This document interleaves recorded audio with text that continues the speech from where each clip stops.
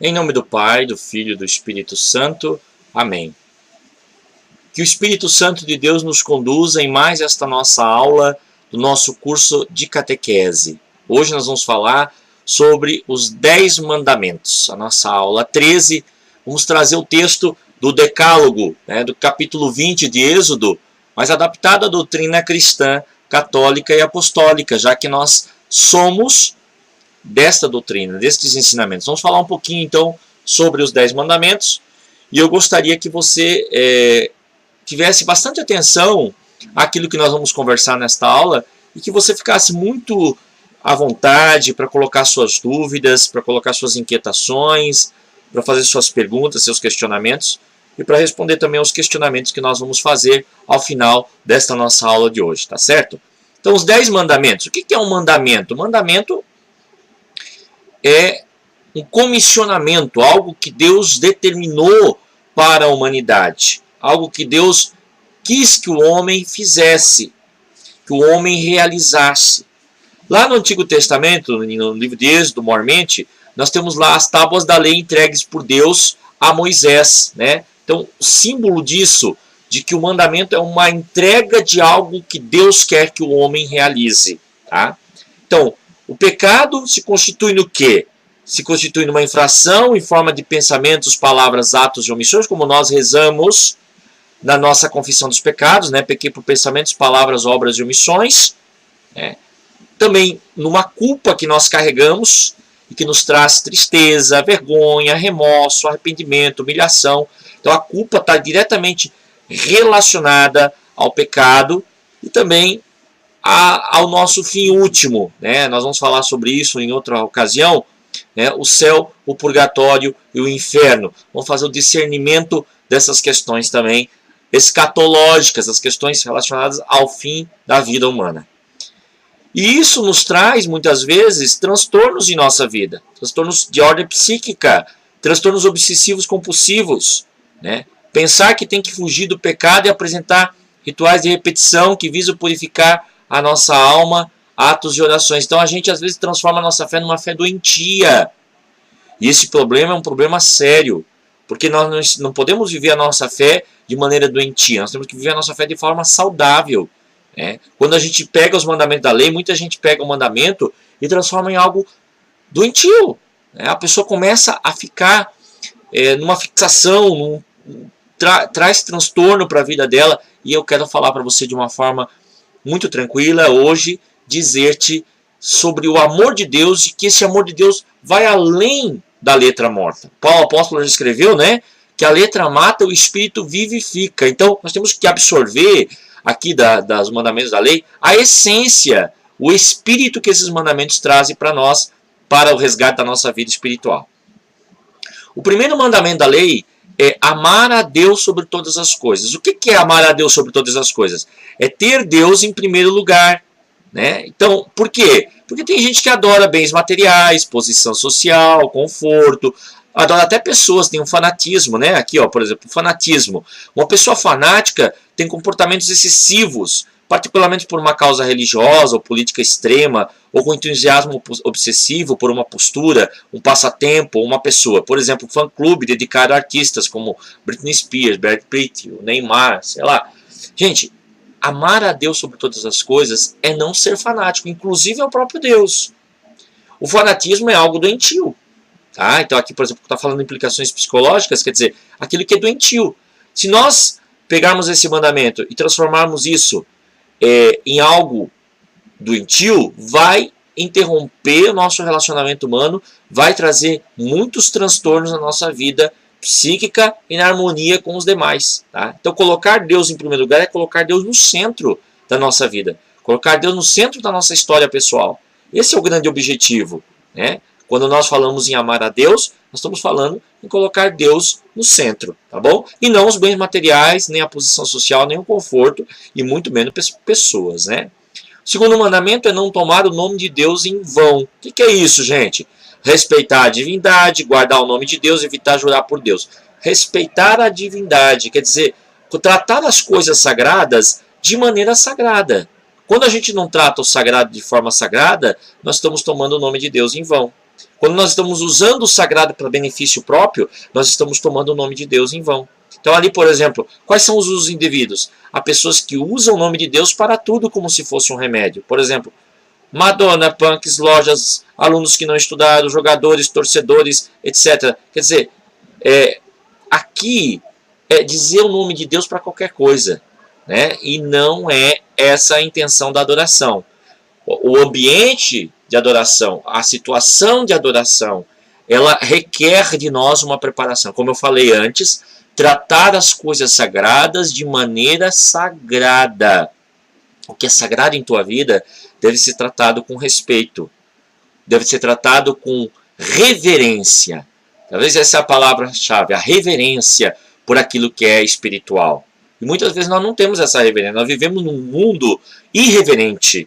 Então nós vamos ter que resgatar essa reverência em nós, né? Seja pelos sacramentos, seja pela igreja, seja pela oração. Por exemplo, você não pode rezar de qualquer jeito.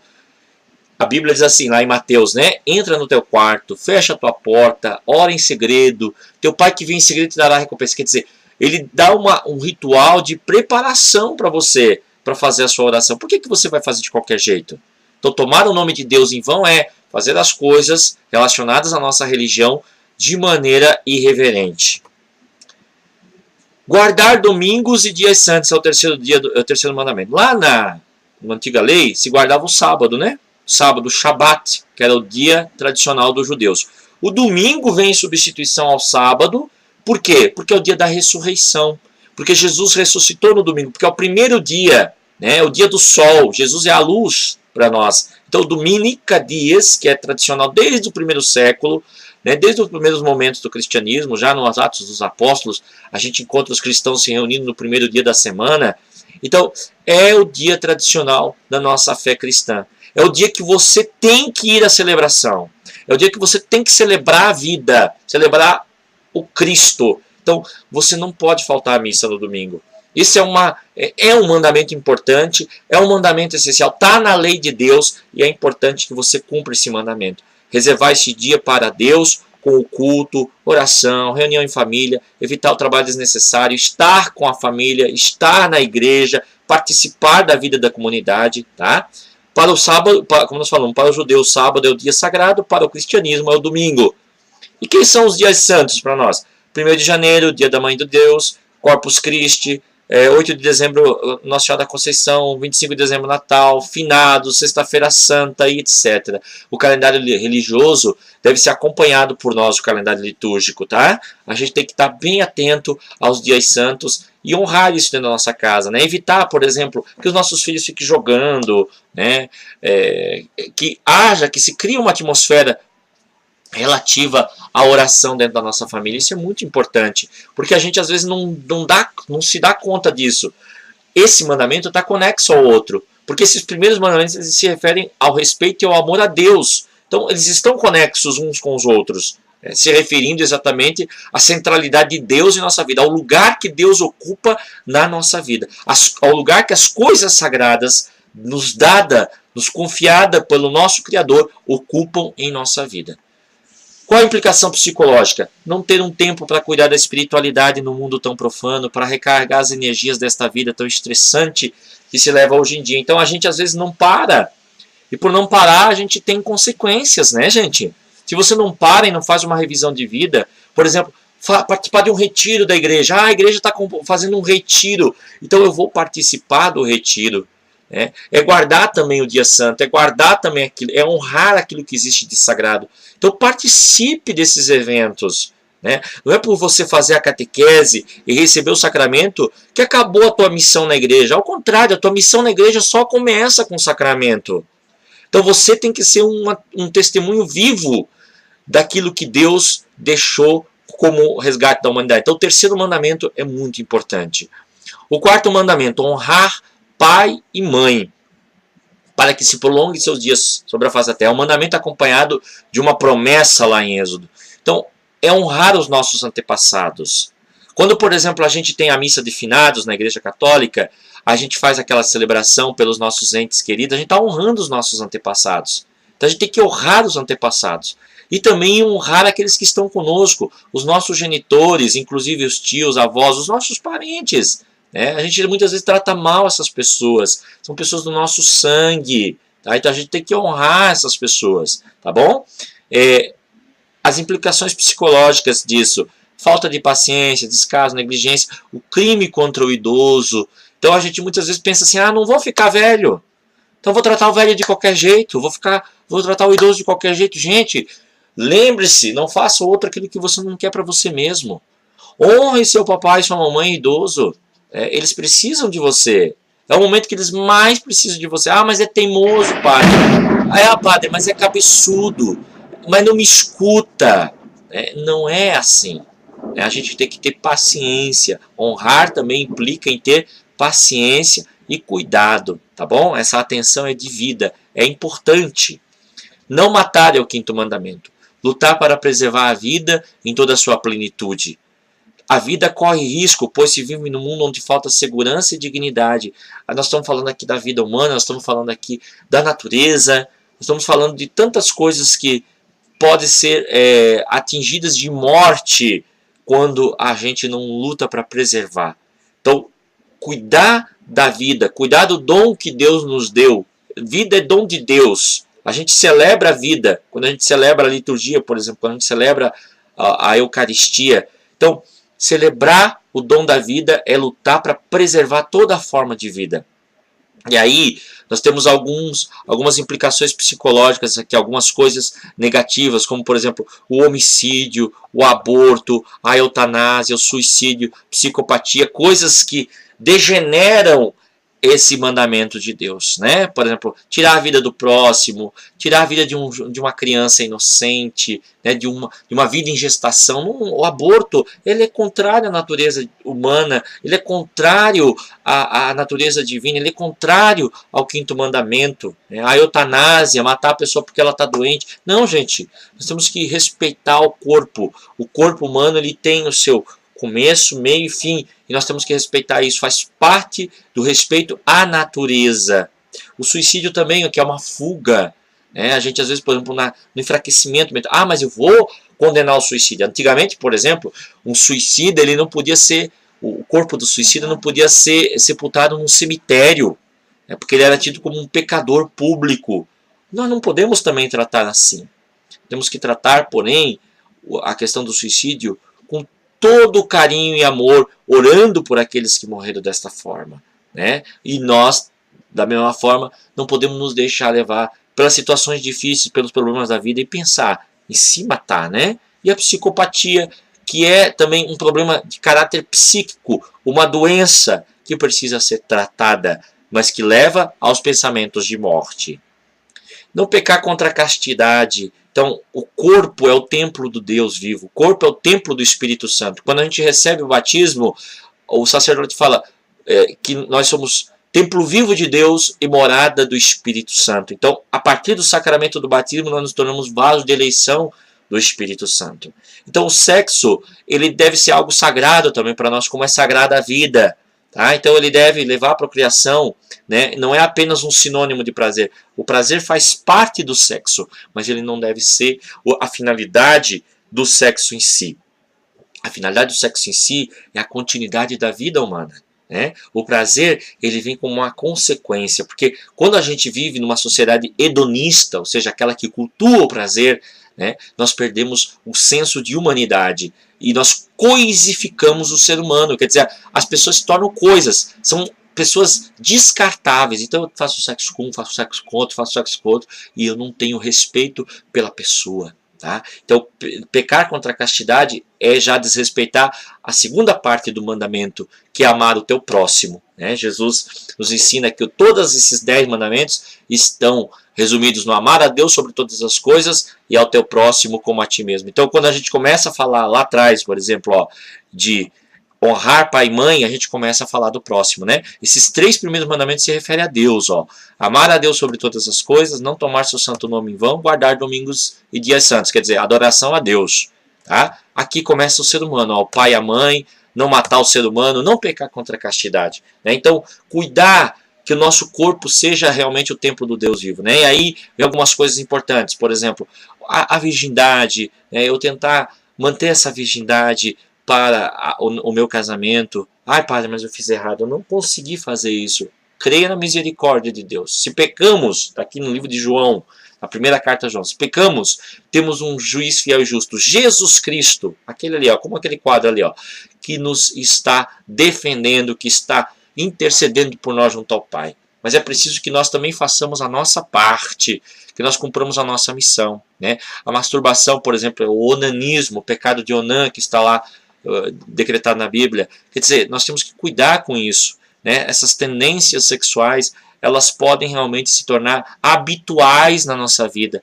e tirar de nós o elemento fundamental, a nossa busca pela santidade do corpo e do espírito. É errado o sexo? Não, é divino. A Bíblia está aqui, lá desde o primeiro princípio, Deus criou o homem e a mulher, então, quer dizer, faz parte da natureza humana, é algo bom, é algo gostoso, é algo divino também, mas dentro do equilíbrio, tá? Porque tudo que é desequilibrado, desarmônico, traz muita dor e sofrimento. O próprio mandamento ele é direcionado para nós mesmos, para evitar o nosso sofrimento, para evitar a nossa dor, né? E aí, por exemplo, você tem a questão da homossexualidade, né, que é tão debatida, que é tão discutida. O respeito que nós devemos ter para com a pessoa homossexual é fundamental, tá? Nós temos que ter esse respeito, tá? Porque às vezes a pessoa não tem uma opção, tá? Então, eu não classifico a homossexualidade aqui como sendo um pecado propriamente dito. Agora, quando nós nos deixamos arrastar, quando nós temos condições de evitar e nós nos levamos para isso, aí sim, a gente está abrindo uma porta, a gente está se permitindo, e essa permissividade é que é perigosa, né? Porque a permissividade ela relativiza as coisas, ela torna normal aquilo que não é tão normal assim. Tá? E aí consequências como doenças sexualmente transmitíveis, a AIDS, que é ainda uma grande vilã, né? A pedofilia, que é não uma doença, mas sim um desvio terrível e é criminalizada. Então, são as perversões que nós vamos deixando na nossa mente tomar conta de nós e com isso a castidade vai por água abaixo, tá bom? Então ser casto é tentar buscar o equilíbrio, a harmonia com o nosso corpo. É nós sermos senhores do nosso corpo, tá certo? Você ser senhor do seu corpo. Não furtar, não pertence, não apropriar-se daquilo que não te pertence, né? Subtrair para si ou para outrem algo mediante ameaça ou violência é roubar. Na ausência ou ignorância da vítima é furtar. Então tem essa diferença, né? Roubar é quando você ameaça a pessoa que tem. Furtar é quando você tira sem a pessoa ver, tá? Então, roubar em si, furtar aqui, esse furtar que nós estamos falando no mandamento, é tudo, envolve tudo, é apropriar-se daquilo que não te pertence, seja por violência ou não, tá? Mas, e aí nós temos alguns desvios, né? Por exemplo, a corrupção ativa e passiva que a gente vê tanto na sociedade, o Brasil hoje vivendo essa questão da Lava Jato, a sociedade querendo mudança. Então nós não podemos ser corruptos. Não adianta a gente querer que os nossos políticos não sejam corruptos se nós lá no dia a dia passamos na frente de uma fila, tiramos alguma coisa que não nos pertence, né? Ah, mas é pouca coisa, é pequeno, gente. Pequeno, grande, não interessa, é furto. Tá bom? Então, não vamos ser corruptos. A cleptomania é uma doença. Então, a gente precisa ter esse tratamento, ter essa consciência, buscar recomeçar, buscar, dentro dessa implicação psicológica, o caminho divino, a ajuda técnica, né? Porque a gente às vezes precisa da ajuda do profissional. Ah, mas eu vou à igreja, padre. Sim, a igreja é muito importante, a igreja me ajuda espiritualmente. Mas às vezes psiquicamente eu preciso da ajuda de um profissional, seja um psicólogo, seja um psiquiatra, né? E eu não preciso ter medo disso, faz parte, né? A medicina vem de Deus, está aqui no livro do Eclesiástico, capítulo 38, a medicina é de Deus, então a gente precisa usar a medicina também para o nosso benefício. O oitavo mandamento é criar um mundo paralelo, idealizado, em que a realidade dá lugar à imaginação, à fantasia, à subjetividade, né? Então, aqui é mentir. Mentir é algo que a gente às vezes mente tanto que torna a mentira uma verdade, né? A gente diz assim, a mentira tem perna curta. Eu digo, a mentira não tem nem tem perna. Ela precisa de alguém que carregue ela. Ela precisa de muitas pessoas que a sustente. E quando um já não sustenta mais, aí a verdade prevalece. Então a gente não pode ser mentiroso, né? Lembre-se que a Bíblia nos ensina que o demônio, o diabo, é o pai da mentira. Então quando a gente se compactua com a mentira, a gente está dando digamos assim, a possibilidade de tudo aquilo que é demoníaco agir na nossa vida. Né? Então, aí você tem, por exemplo, a mitomania, que é a tendência mórbida para mentira. Né? Por exemplo, uma menina cujo pai é violento, por exemplo, pode começar a inventar para os colegas como sua relação com o pai é boa e divertida, contando sobre passeios e conversas que nunca existiram, mas não costuma mentir sobre outros assuntos, diferentemente dos mentirosos compulsivos. Tá? Então, essa é a diferença, né? O mitomaníaco, ele mente sobre um assunto específico, sobre algo que mais traumatiza ele. É uma forma também de doença, que precisa ser tratada, que precisa ser curada, que precisa ser trabalhada. Tá? Agora, mentir também tem a ver com a nossa consciência, então nós precisamos ter cuidado com aquilo que nós falamos. E outra coisa, aquilo que se fala não volta mais para a boca. Então, se eu falo, eu me torno responsável por aquilo que eu falo. Tá? Não desejar, não cobiçar a mulher, o homem, enfim, do próximo. Tá? Então, é a garantia dos relacionamentos monogâmicos. Serve como defesa para a preservação da família. Implica também em seduzir as pessoas, não seduzir pessoas comprometidas. Então, aqui, por exemplo, nós temos a proibição ao adultério, a traição, a infidelidade. A infidelidade é a quebra de confiança, traição de um relacionamento, rompimento de um acordo baseado na exclusividade do envolvimento sexual e emocional.